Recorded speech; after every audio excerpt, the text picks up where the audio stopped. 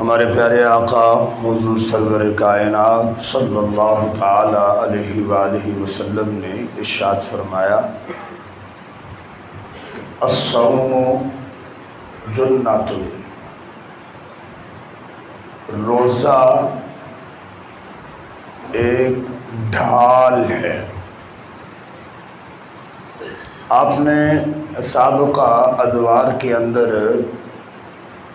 جو جنگیں ہوتی تھیں ان کے حوالے سے اگر پڑھا ہو یا موجودہ حالات میں ان کی عکاسی میڈیا کے ذریعے سے اگر دیکھی ہو تو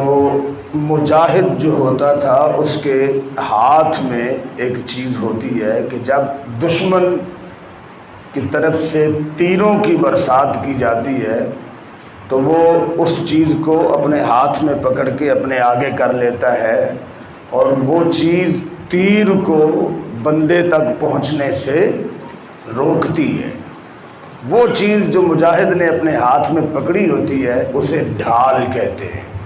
کیا کہتے ہیں؟ ڈھال۔ تو ہمارے پیارے آقا علیہ الصلوۃ والسلام روزہ دار حضرات کو خوشخبری سناتے ہوئے ارشاد فرماتے ہیں کہ الصوم جنۃ، کہ بروز محشر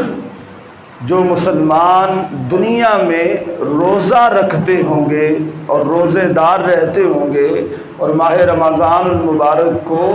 روزے کی حالت میں گزارتے ہوں گے تو بروز محشر یہ روزہ بندہ مسلم کے لیے جہنم اور اس کے درمیان ڈھال بن جائے گا اور بندے کو جہنم کی طرف جانے سے روک دے گا اور جہنم کو بندے کی طرف آنے سے روک دے گا۔ یہ روزہ اتنا عظیم عمل ہے، اللہ رب العالمین وحدہ لا شریک اس کی برکت سے بندوں کو جہنم سے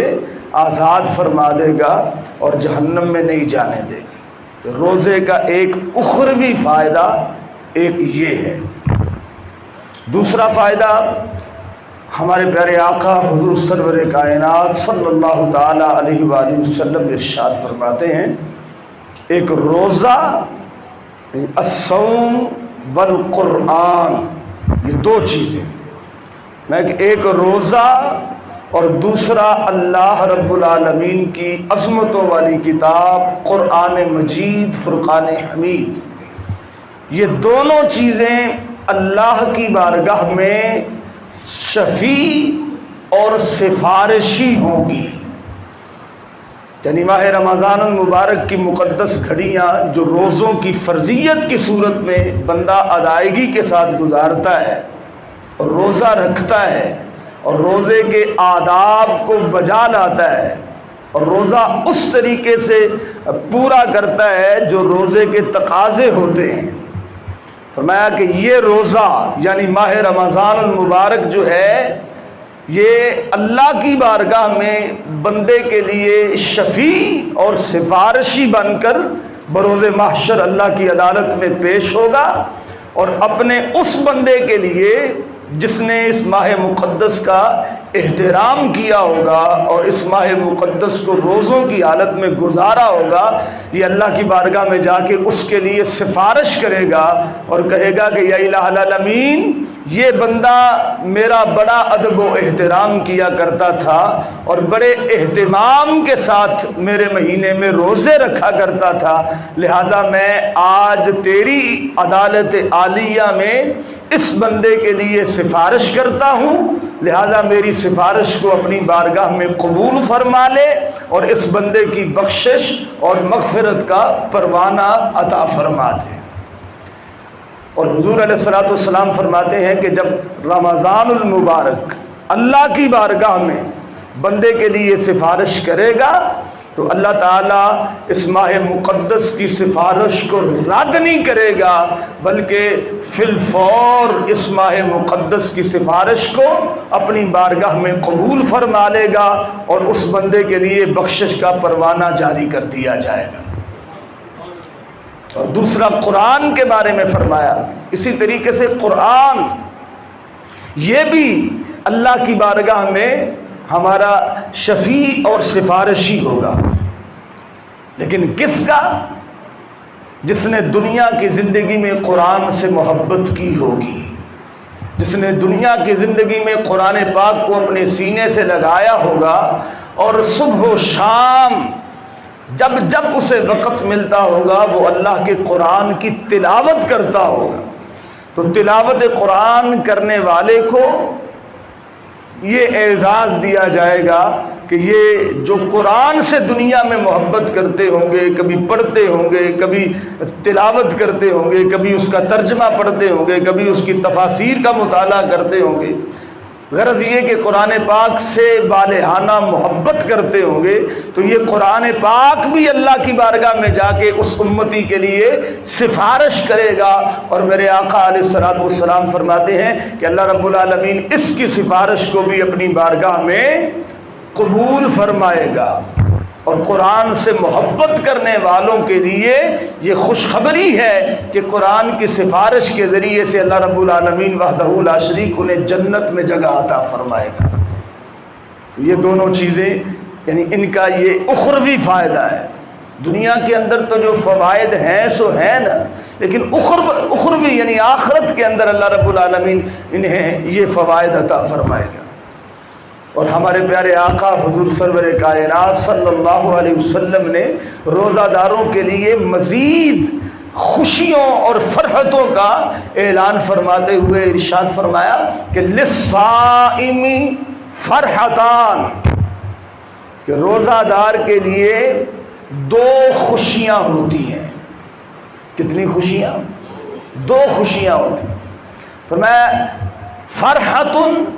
عند افطاری ہی،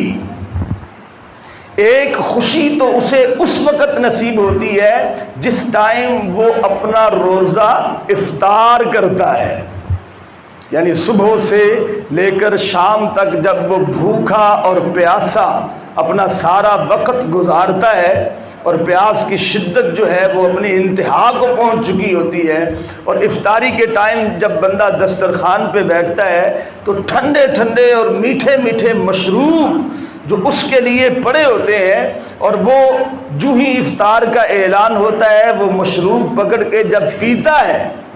تو اس کی وہ آنتیں، وہ معاملات جو بالکل خشک ہو چکے ہوتے ہیں، تو جب ٹھنڈا اور میٹھا مشروب اس کے منہ کے اندر جاتا ہے اور وہ وہاں سے گزرتے ہوئے اس کے معدے کی طرف پہنچتا ہے تو اس کی ساری رگیں جو ہے وہ جیسے جیسے تر ہو رہی ہوتی ہیں۔ بندہ اپنی زبان سے تو اس وقت اللہ کا شکر ادا کرے نہ کرے، لیکن بندے کے جسم کے سارے اعضاء حقیقت میں اللہ رب العالمین کا اس وقت شکریہ ادا کر رہے ہوتے ہیں اور اس کے شکر میں مصروف ہوتے ہیں، اور اس وقت جو اس کے دل کو ٹھنڈک پہنچتی ہے اور اس کا دماغ تر و تازہ ہوتا ہے، تو یہ میرے آقا علیہ الصلوۃ والسلام نے فرمایا یہ دنیا کے اندر روزہ دار کے لیے بشارت اور خوشی ہوتی ہے اور فرحت ہوتی ہے جس کا وہ نظارہ افطاری کے وقت کرتا ہے۔ اور فرمایا یہ تو دنیا کے اندر ہے کہ بوقت افطار اسے فرحت عطا فرمائی جاتی ہے، اور فرمایا آخرت کے اندر فرمایا وَفَرْحَةٌ عِنْدَ لِقَاءِ رَبِّهِ، کہ دنیا کی فرحت اگرچہ بہت بڑی ہے اور ہے خوشی راحت ہے، لیکن جو فرحت اور جو خوشی روزہ دار کو اللہ رب العالمین آخرت میں عطا فرمائے گا، یقیناً اس سے بڑی خوشی اور راحت دنیا اور آخرت میں اس سے بڑی کوئی خوشی اور کوئی راحت نہیں ہو سکتی۔ اور وہ کیا ہے؟ فرمایا وَفَرْحَةٌ عِنْدَ لِقَاءِ رَبِّهِ، روزہ دار کو دوسری خوشی اس وقت نصیب ہوگی جب وہ بروز محشر اللہ کی بارگاہ میں حاضر ہوگا، اور اللہ رب العالمین وحدہ لا شریک کی بارگاہ کی حاضری جب اسے نصیب ہوگی تو اس کے اور بندے کے درمیان، یعنی اللہ کے اور اللہ کے بندے کے درمیان، روزہ دار کے درمیان جتنے بھی پردے ہوں گے ان سب پردوں کو پیچھے ہٹا دیا جائے گا اور اللہ رب العالمین وحدہ لا شریک روزہ دار کو بلا حجاب اپنا دیدار کروائے گا۔ اور یہ دیدار خداوندی کی خوشی اتنی بڑی خوشی ہوگی، اور دیدار خداوندی کا جو انعام ہے وہ اتنا بڑا انعام ہوگا کہ اس جیسا انعام اللہ رب العالمین کی بارگاہ سے کسی بندے کو کوئی اور نہیں مل سکتا، کہ جسے اللہ رب العالمین وحدہ لا شریک کا دیدار ہو جائے اور وہ بھی بلا حجاب ہو جائے، پھر اس کے لیے اس سے بڑا کوئی اجر و ثواب کوئی نہیں ہو سکتا۔ تو یہ روزہ دار جو ہوتا ہے اس کو اللہ رب العالمین کی طرف سے دو خوشیاں دی جاتی ہیں، ایک دنیا میں بوقت افطار یعنی افطاری کے وقت، اور دوسری آخرت میں بوقت دیدار یعنی اللہ رب العالمین جب اپنا اسے دیدار عطا فرمائے گا تو وہ ہمیشہ ہمیشہ کے لیے لا متناہی خوشیوں اور فرحتوں میں ڈوب جائے گا۔ اور یاد رکھیے کہ یہ سب سے بڑا انعام ہے۔ کیا ہے؟ سب سے بڑا انعام ہے اللہ رب العالمین کا دیدار۔ تو جہاں آخرت کے دن اللہ اپنے بندے کو سب سے بڑا انعام عطا فرما رہا ہوگا اپنے دیدار کی صورت میں، تو پھر باقی جو چھوٹے چھوٹے انعام ہوں گے جو جنت کی صورت میں ہوں گے، جو جنت کی نعمتوں کی صورت میں ہوں گے، جو شراب طہور کی صورت میں ہوں گے، وہ دودھ کی نہروں کی صورت میں ہوں گے، شہد کی نہروں کی صورت میں ہوں گے، اور وَلَكُمْ فِيهَا مَا تَشْتَهِي أَنفُسُكُمْ وَلَكُمْ فِيهَا مَا تَدَّعُونَ، اور وہاں کے ذائقے اور لذتیں دنیا کے ذائقوں اور لذتوں سے بڑی مختلف ہوں گی، اور وہاں بندہ مسلم کا اور جنتی کا حال یہ ہوگا کہ جس چیز کی تمنا کرے گا وَلَكُمْ فِيهَا مَا تَشْتَهِي أَنفُسُكُمْ، اللہ پاک فرماتا ہے اور تمہارے لیے وہاں ہر وہ چیز ہوگی جس کی تم خواہش کرو گے، یعنی تمہارے دل میں ایک دفعہ خواہش پیدا ہوگی کسی چیز کے لیے کہ آج میرا جی چاہتا ہے کہ یہ چیز جو ہے میرے لیے ہونی چاہیے، اللہ کے فرشتے اسی وقت وہ جو جنت کے دربان ہوں گے اسی وقت وہ آپ کے پاس وہ تشت کے اندر ڈال کے وہ چیز آپ کے سامنے کر دی جائے گی۔ اندازہ کیجیے یہ چھوٹے چھوٹے انعامات ہیں، تو جب اللہ اپنا سب سے بڑا انعام اپنے دیدار کی صورت میں روزہ دار کو عطا فرما رہا ہوگا تو اس کا مطلب ہے کہ وہ چھوٹے چھوٹے انعامات سارے کے سارے اس بندہ مسلم کو اللہ پہلے ہی عطا فرما چکا ہوگا۔ تو اس واسطے یہ روزہ یقین کیجئے ایک بندہ مسلم کے لیے اس زندگی کے اندر اللہ رب العالمین وحدہ لا شریک کا سب سے بڑا تحفہ ہے، بندہ مسلم کے اپنی بخشش کروانے کے لیے، اللہ کے قریب کرنے کے لیے۔ اور یہ بھی بات یاد رکھیے کہ روزوں کے مقاصد اور حکمتوں میں سے ایک حکمت اور ایک مقصد یہ بھی ہے کہ جس طرح سال بھر بندہ اپنی زندگی گزارتا ہے وہ ایک الگ زندگی ہوتی ہے، اور 11 مہینے زندگی گزارنے کے بعد ماہ رمضان المبارک کا جو مہینہ ہوتا ہے وہ یقیناً ہماری عبادات کے لحاظ سے ایک الگ زندگی کا ایک حصہ ہوتا ہے۔ کبھی آپ نے دیکھا کہ ہم ماہ رمضان المبارک میں ہماری مساجد کی رونقیں بڑھ جاتی ہیں، اور وہ بندے جو کبھی دیگر مہینوں میں نماز پڑھنے کے لیے نہیں آتے اللہ انہیں بھی ہدایت عطا فرما دیتا ہے، وہ بھی نماز پڑھنے کے لیے اکثریت ان کی آ جاتی ہے، اور آپ دیکھتے ہیں کہ فجر کی نمازوں میں الحمدللہ ہماری مساجد جو ہے وہ بھرنا شروع ہو جاتی ہے، دیکھتے ہیں نا۔ تو کیا ہے کہ رمضان المبارک در حقیقت ایک مسلمان کو اس کی حقیقی زندگی سکھانے کے لیے آتا ہے کہ تیری زندگی حقیقت میں کس طریقے سے گزرنی چاہیے۔ جس طرح ہم کہتے ہیں نا کہ ہم کوئی گاڑی چلا رہے ہوتے ہیں تو وہ چلتے چلتے وہ خرابیاں کرنا شروع کر دیتی ہے، تو پھر ہم مکینک کے پاس جا کے اس کی ٹیوننگ کرواتے ہیں، اور جب ٹیوننگ ہو جاتی ہے تو پھر گاڑی جو ہے پہلے کی طرح صحیح رفتار سے صحیح کام کرنا شروع کر دیتی اور صحیح چلنا شروع ہو جاتی، اس کے سارے نقص جو ہے وہ دور کر دیے جاتے ہیں اور اسے بالکل اس کی اصلی حالت میں لانے کی کوشش کی جاتی ہے۔ اسی طریقے سے بندہ مسلم اپنے 11 مہینے جب وہ گزارتا ہے تو اس کے اندر بہت ساری ایسی چیزیں ہوتی ہیں جن سے وہ محروم ہو جاتا ہے، عبادات کے اندر وہ کمزور ہو جاتا ہے، اس کو اپنی زندگی کے طور طریقے سلیقے جو ہے وہ نہیں پتہ چلتے کہ وہ کس طریقے سے کس سمت میں جا رہا ہے۔ تو جب اللہ رب العالمین 11 مہینوں کے بعد یہ ماہ رمضان المبارک کا مہینہ عطا فرماتا ہے تو رمضان المبارک جو ہے، ماہ رمضان المبارک کی حکمت ایک یہ ہوتی ہے کہ تاکہ مسلمانوں کی ٹیوننگ کر دی جائے اور ان کے اندر جتنی چیزیں جو تھیں وہ غلط ملط ہو چکی تھیں وہ ساری کی ساری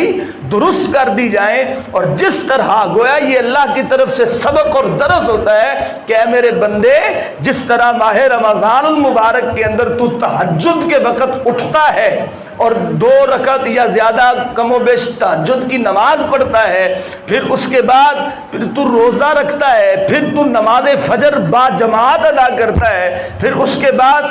بقدر توفیق تلاوت قرآن کرتا ہے، پھر اس کے بعد اپنے کام کاج میں مشغول ہوتا ہے، پھر ساری نمازیں با جماعت ادا کرتا ہے، پھر رات کے وقت کم و بیش 40 رکعات کے قریب یعنی عشاء کی نماز کی صورت میں آپ نماز ادا کرتے ہیں، 17 رکعات جو ہوتی ہیں وہ عشاء کی ہوتی ہیں، 20 رکعات نمازیں تراویح کی ہوتی ہیں، تو اس طرح کر کے 37 رکعات پڑھتا ہے، تو گویا اسے رات کی عبادت کے اندر بھی ایک لذت عطا کی جاتی ہے اور اس کا معمول بنایا جاتا ہے کہ تو نے رات کی عبادت بھی کرنی ہے۔ تو بندہ جب اپنا پورا ایک دن دیکھے کہ وہ کس طرح اللہ کی عبادت میں گزار رہا ہوتا ہے تو 30 دن یا 29 دن مسلسل اس طریقے سے کرنے کے بعد ایک مسلمان بندے کو چاہیے کہ اس کی چونکہ ٹیوننگ ہو گئی ہے پورا مہینہ اور اس کو ٹریننگ مل گئی ہے کہ میں نے زندگی کیسے گزارنی ہے، تو روزے کے مقصد کو وہی بندہ پہنچتا ہے جو رمضان المبارک کے گزر جانے کے بعد بھی اپنے معمولات زندگی کو ویسے ہی جاری و ساری رکھے جس طریقے سے ماہ رمضان المبارک کے مہینے کے اندر اس نے جاری و ساری رکھا تھا۔ تو جو بندہ سمجھ لیں کہ جس کے اندر یہ چینجنگ آ جائے کہ رمضان المبارک کی طرح ہی ماں سوائے روزے کے اور ماں سوائے تراویح کے اور ماں سوائے اعتکاف کے، کیونکہ یہ 3 عبادات صرف رمضان المبارک کے ساتھ خاص ہیں، ان سے ہٹ کر اگر نماز پنجگانہ کا پابند ہو جائے، تلاوت قرآن کا پابند ہو جائے، تو سمجھ لیجئے کہ اس کو ماہ رمضان المبارک نے پورا فائدہ عطا فرما دیا اور اس نے ماہ رمضان المبارک سے پورا فائدہ حاصل کر لیا۔ لیکن جس کی زندگی رمضان المبارک کے گزرنے سے ہی ریورس چلی جائے اور جیسے پہلے تھا ویسے ہی ہو جائے، تو پھر اسے بھی سوچنا چاہیے گزشتہ کل کی بات کی طرح کہ ہم سے کون سی غلطی اور خطا ہو گئی کہ ہم نے کام تو پورا کیا تھا لیکن اس کے باوجود ہم اپنے اصل ہدف اور نتیجے تک پہنچنے سے قاصر رہے ہیں اور ہمیں وہ فوائد اور وہ مطلوبہ نتائج حاصل نہیں ہو سکے جن کے لیے رمضان المبارک جو ہے ہمارے پاس تشریف لایا تھا۔ اللہ کی بارگاہ میں دعا ہے کہ اللہ تعالی ہمیں ماہ رمضان المبارک کے حقیقی طور پر اسے اپنانے کی توفیق عطا فرمائے، اور اللہ رب العالمین نے اپنے محبوب علیہ السلام کی زبان سے ہمارے ساتھ اس ماہ مقدس سے ریلیٹڈ جتنے بھی وعدے فرمائے ہیں اللہ رب العالمین ہمیں ان سب سے فیض یاب فرمائے۔ آمین وآخر دعوانا ان الحمد للہ رب العالمین۔